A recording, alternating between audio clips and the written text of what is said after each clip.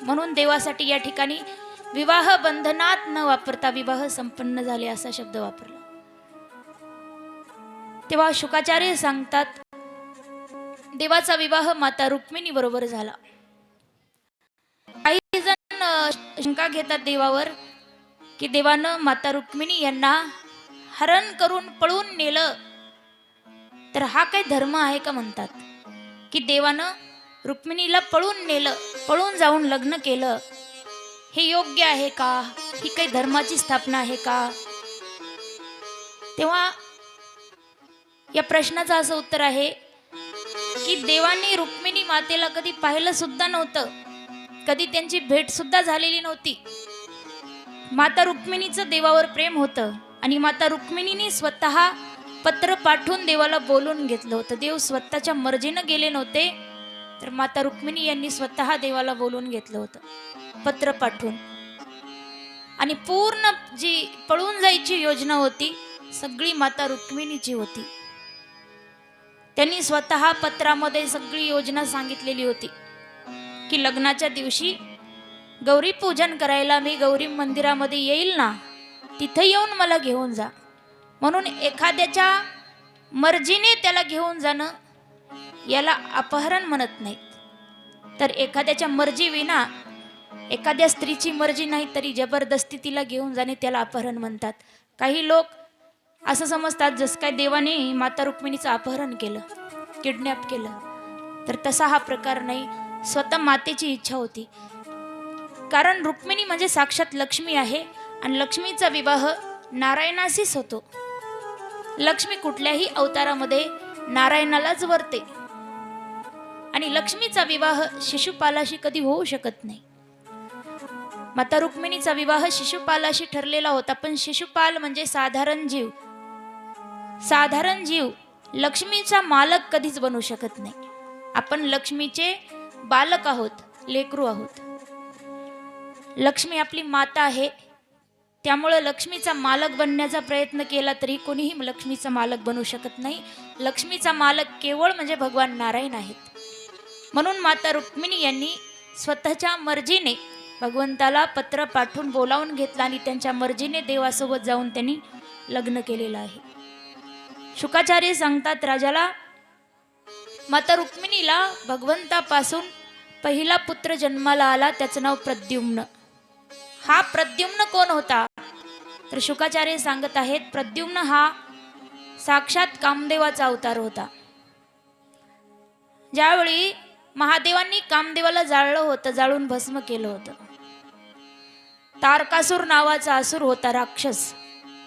त्यांनी वरदान मिळवलं होतं की त्याचं मरण केवळ महादेवाच्या मुलाच्याच हातून होईल. कारण त्याला वाटलं महादेव काही आता लग्न करणार नाहीत आणि त्यांनी लग्न नाही केलं तर त्यांचा मुलगा जन्माला येणार नाही आणि मला मारणारा पैदाच होणार नाही. म्हणून त्याने वरदान मिळवलेलं होतं की मला मरण यावं केवळ महादेवाच्या आणि पार्वतीच्या यांच्या पुत्रापासून, म्हणजे महादेवाच्या मुलापासून. तर मग आता महादेव तर समाधीस्थ झालेले होते, ध्यानामध्ये त्यांना समाधी लागली होती आणि तारकासुराचा अत्याचार तर दिवसेदिवस वाढत होता. स्वर्गातल्या देवांना ते सहन होईना. तेव्हा मग स्वर्गातल्या देवांनी महादेवांना समाधीतून जाग करायचं ठरवलं. कारण जोपर्यंत ते समाधीतून जागे होणार नाहीत त्यांचं लग्न होणार नाही. लग्न नाही झालं तर त्यांचा मुलगा जन्माला येणार नाही. म्हणून हे कार्य करण्यासाठी एकही देवता तयार होईना की महादेवांना समाधीतून जाग करणं म्हणजे साक्षात मरणाला आमंत्रण देणं. कोणीच तयार होईना, कोणाची हिंमत होईना. तेव्हा मग कामदेव तयार झाला. जगत कल्याणासाठी कामदेवाने त्या ठिकाणी एवढी मोठी रिस्क घेतली जीवाची. त्यालाही भीती वाटली, पण जगत कल्याणाचं कार्य आहे म्हणून महादेवाची समाधी भंग करायला कामदेव तयार झाला. आणि कामदेवाने महादेवाची समाधी भंग केली, करण्याचा प्रयत्न केला. त्याचा परिणाम महादेवांना एवढा क्रोध आला, त्याने तिसरा डोळा, त्यांचं तिसरं नेत्र उघडून त्यातून अग्नीच्या ज्वाळा बाहेर पडल्या आणि कामदेव बघता बघता क्षणामध्ये जळून खाक झाला. तेव्हा कामदेवाची पत्नी जी होती रती रडायला लागली. महादेवांना म्हणायला लागली, प्रभू माझ्या पतीची काहीच चूक नव्हती, त्यांनी तर जगत कल्याणासाठी तुम्हाला समाधीतून जाग करणं आवश्यक असल्यामुळे त्यांनी असा प्रयत्न केला. पण तुम्ही माझ्या पतीला एवढी मोठी शिक्षा द्यायला नाही पाहिजे होती. रती जेव्हा रडू लागली तेव्हा भोलेनाथांनी वरदान दिलं, रती तू रडू नकोस. मी तुझ्या पतीला वरदान देतो की जरी त्याला सध्या शरीर नाही, त्याचं शरीर जळून खाक झाले, पण तो प्रत्येक माणसाच्या मनामध्ये जिवंत असेल. आणि तुझ्या पतीला पुन्हा शरीराची प्राप्ती होईल. द्वापर युगामध्ये जेव्हा भगवान श्रीकृष्णाचा अवतार होईल तेव्हा त्यांच्या पहिल्या पुत्राच्या रूपामध्ये तुझ्या पतीला पुन्हा शरीराची प्राप्ती होईल. म्हणून कामदेव भगवंताचा मुलगा म्हणून जन्माला आला. प्रद्युम्न नाव आहे त्याचं. तेव्हा त्यावेळी एक असुर होता, एक राक्षस होता, त्याचं नाव होतं शंबरासुर. तर हा शंबरासुर राक्षस एकदा त्याने एका ज्योतिषाला विचारले सहज की माझं मरण कुणाच्या हातून आहे. माणसाने कधीच या ज्योतिष विद्येच्या नादी लागू नये, कधी कोणाला हात दाखवू नये. कारण जर कोणी काही चुकीचं सांगितलं विनाकारण डोक्याला टेन्शन येत राहतं. मग या शंभरासुराने विचारलं माझं मरण कुणाच्या हातून आहे. तेव्हा त्या ज्योतिषानं सांगितले शंभरासुराला तुझं मरण श्रीकृष्णाच्या पहिल्या मुलाच्या हातून आहे म्हणून. तेव्हापासून तो राक्षस घाबरलेला होता. आणि त्याने जसं माता रुक्मिणी गर्भवती राहिल्या तसं एका दाशीच्या रूपामध्ये तो राक्षस होता. त्याला मायावी विद्येद्वारे रूप बदलता येत होतं. त्याने रूप बदललं, स्त्रीच्या वेशामध्ये, दाशीच्या वेशामध्ये श्रीकृष्णाच्या महालामध्ये राहिला माता रुक्मिणीची सेवा करण्यासाठी. देवाला तसं सगळं ठाऊक आहे, पण देव मुद्दाम लीला करतात. आता देवाला काही कळालं नसेल का हा राक्षस आहे म्हणून, पण देवाला जी पुढची लीला करायची होती त्यासाठी देव सगळं जाणून सुद्धा न समजल्यासारखं राहिले. आणि तो शंभरासुर दाशीच्या रूपामध्ये माता रुक्मिणीची सेवा करत राहिला. आणि जसं प्रसूती कक्षामध्ये मातेनं मुलाला जन्म दिला, जन्माला आल्याबरोबर या शंभरासुराने दाशीच्या रूपात असलेला लगेच प्रद्युम्नाचं अपहरण म्हणजे किडनॅप केलं त्याला. आणि त्याला घेऊन हा शंभरासुर महालातून आकाश मार्गाने बाहेर पडला, निघाला, त्याच्या राज्याकडे जायला निघाला. जात असताना वाटेमध्ये नारद महर्षी गाठ पडली. नारदांनी विचारले शंभरासुराला कोणाचं बाळ आहे, हा कोणाचा बालक घेऊन चाललास तू. तेव्हा शंभरासुरांनी सांगितलं हा जो बालक आहे हा माझा काळ आहे. हा मोठा होऊन मला मारणार, त्यापेक्षा हा जन्माला आल्याबरोबर मी त्याला घेऊन आलोय. हा मोठा होण्या अगोदर मीच त्याला मारणार, म्हणून याला घेऊन आलोय. तेव्हा नारदांनी विचारलं तू कसं मारणार याला. शंभरासुर म्हणतो मी माझ्या महालात घेऊन जाणार आणि तलवारीने याचे 2 तुकडे करून याला मारणार. नारद महर्षी म्हणाले अरे तू राक्षसांचा राजा आहेस, एवढा शक्तिशाली आहेस, तुला लाज वाटते का एका लहान बाळाला अशा प्रकारे मारतोस. एकतर बालहत्या करणं पाप आहे, तुला एवढी घाबरायची काय आवश्यकता, तू एवढा सर्व शक्तिमान शक्तिशाली आहेस. असं थोडं त्याला फुगवायला लागले, त्याचं वर्णन मुद्दाम करायला लागले नारद महर्षी. प्रद्युम्नाचा जीव वाचवण्यासाठी देवाच्या प्रेरणेनेच नारद महर्षी त्या ठिकाणी गेले आहेत. आणि नारद महर्षी म्हणतात शंभरासुर अरे हा बालक नुकताच जन्माला आलेला आहे, त्याला मारण्यासाठी तलवारीची काय आवश्यकता, याचा जीव तरी किती आहे. खाली पहा एवढा विशाल समुद्र आहे, समुद्रामध्ये टाकून दे, पाण्यामध्ये पडलं की याचा जीव निघून जाईल. अरे जिथं सुईचं काम आहे तिथं दाबनाची काय आवश्यकता, पाण्यामध्ये टाकून दे. तेव्हा शंभरासुराला नारदांचं बोलणं पटलं आणि त्याने त्या प्रद्युम्नाला समुद्रामध्ये टाकून दिलं. आणि आता आपला काळ संपला, आता मला मारणारं कोणीच पैदा होणार नाही, अशा आनंदामध्ये तो शंभरासुर निघून गेला. पण देवाची लीला बघा कशी आहे. म्हणतात ना की ज्याला देवाने वाचवायचं ठरवलंय ना, देव ज्याला वाचवतो त्याला जगातली कुठली शक्ती मारू शकत नाही. देव राखे तया मारील कोण.